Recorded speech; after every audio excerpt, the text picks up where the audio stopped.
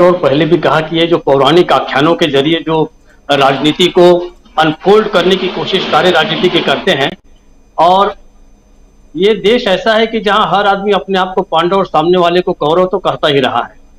जिसके हाथ में सत्ता होती है वो रावण की नाभि में तीर मारने चला जाता है, मानो कि स्वयं राम का कोई अवतार हो गया हो। तो इन पौराणिक आख्यानों से हटकर मैं ये बात जरूर कहूंगा कि राहुल गांधी को इसका इस्तेमाल करना आ गया है, बहुत अच्छे से आ गया है।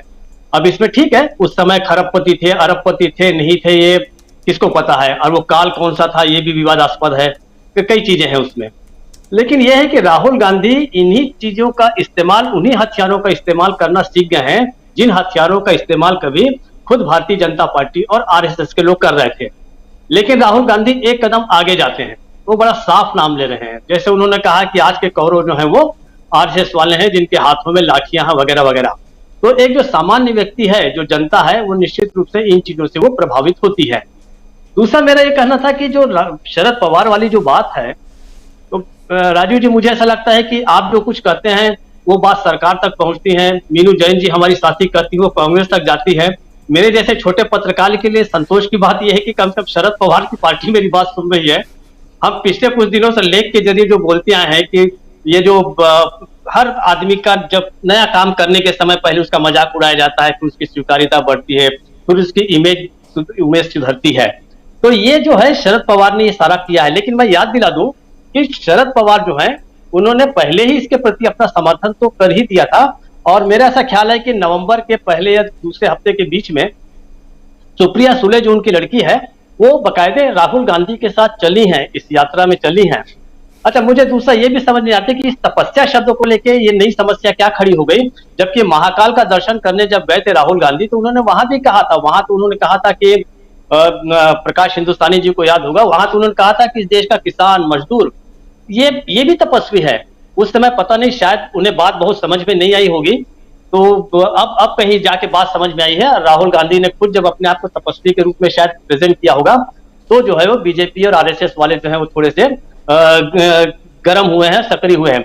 लेकिन अब ये बात कोई बहुत ज्यादा चलने वाली इसलिए नहीं है कि आप पिछले 4 महीनों से जो यात्रा कर रहे हैं, आप देखिए कि ट्रोल आर्मी जो है बहुत जल्दी ध्वस्त हो रही है।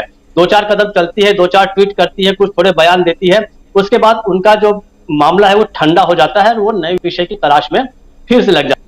तो मुझे लगता है कि तपस्वी वाला मामला जो है, वैसे इसको स्थित प्रज्ञ वगैरह कहा गया है, वो अपनी जगह ठीक है। लेकिन सामान्य रूप से सामान्य व्यक्ति के रूप में जो तपस्वी की जो परिभाषा है, इसके समानार्थी शब्द अगर आप देखिए तो तपस्या, साधना, तप, हम सब क्या कर रहे हैं? हम सब एक तरह से साधना ही कर रहे हैं, तप ही कर रहे हैं। कोई बच्चा बहुत अध्ययन करता है तो उसको कहा जाता है कि तुम भाई तपस्या की तरह अध्ययन करो, या तुम अपनी नौकरी में तपस्या की तरह काम करो। तो इसका मतलब आप कड़ी मेहनत करते हैं, आप कुछ काम कर रहे हैं और अच्छा ही काम कर रहे हैं, वही सब तपस्या के अंतर्गत आता है। लेकिन अब ये सब क्या है कि साहित्य, कला, संस्कृति की जो बातें हैं भारतीय जनता पार्टी और आरएसएस वालों के उनके सिलेबस की ये सब बाहर की चीजें हैं, इसलिए वो बेचारे परेशान हो जाते हैं। दूसरा, शरद पवार का जो मामला है जी, 1978 की मैं बात बताऊं कि 1978 में शरद पवार ने अपने ही मेंटर पाटिल की सरकार को गिरा के मुख्यमंत्री, तो वो बहुत बड़े दल बदलू भी हैं। और मैं भी 30-40 महाराष्ट्र की भी राजनीति मैंने भी कवर की। और अगर मुझे कहा जाए कि भारत के उन नेताओं पर हाथ रखिए कि एक नेता पर हाथ रखिए जो सबसे अविश्वसनीय हो, तो मैं शरद पवार को सबसे पहले रखूंगा, सबसे ऊपर कहूंगा कि यही व्यक्ति है। और आप याद कीजिए, ये वही व्यक्ति थे, तारिक अनवर और पीए संगमा के साथ मिलकर उन्होंने सोनिया गांधी का मुद्दा उठाया विदेशी मूल होने का। उसके बाद उन्होंने पार्टी को तोड़ा। जो नुकसान कांग्रेस का सबसे पहले किया, और एक बार नहीं किया, 2-2 बार किया, वो शरद पवार ही थे, हमको ये नहीं भूलना चाहिए। उसके बाद हुआ यह था कि, लेकिन आप देखिए यूपीए में भी वो आ गए। संगमा की जो लड़की थी अगस्था संगमा, उसको मंत्री भी बनाया गया, ये सब कुछ हुआ।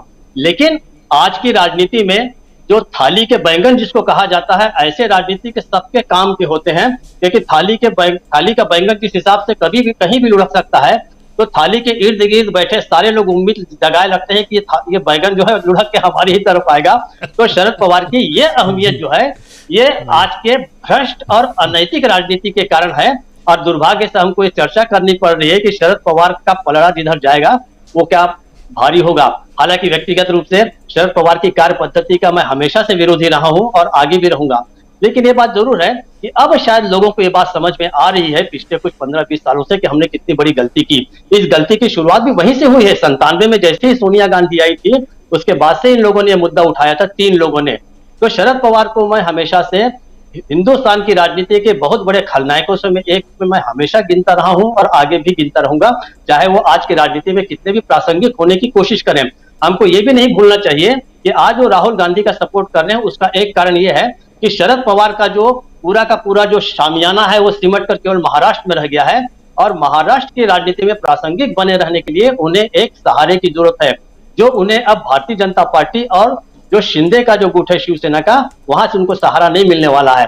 तो राहुल गांधी को ऐसे समर्थन के प्रति भी सावधान रहना चाहिए।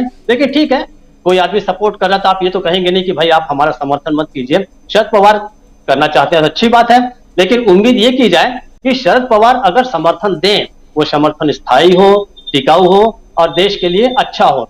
इस हिसाब से अगर लोग आते हैं राहुल गांधी के, अच्छा ये अभी हम बहुत सारे लोग आएंगे जाएंगे, फिर ये भी हो सकता है कि राहुल गांधी के साथ समर्थन में आ तो गए, लेकिन 24 की पिक्चर कुछ ऐसी बनती है कि जो उनके लिए लाभ में नहीं है, तो ये वापस जाने में भी कोई देर नहीं करेंगे। मैं इन लोगों के ऊपर एक पैसे का भरोसा नहीं कर सकता।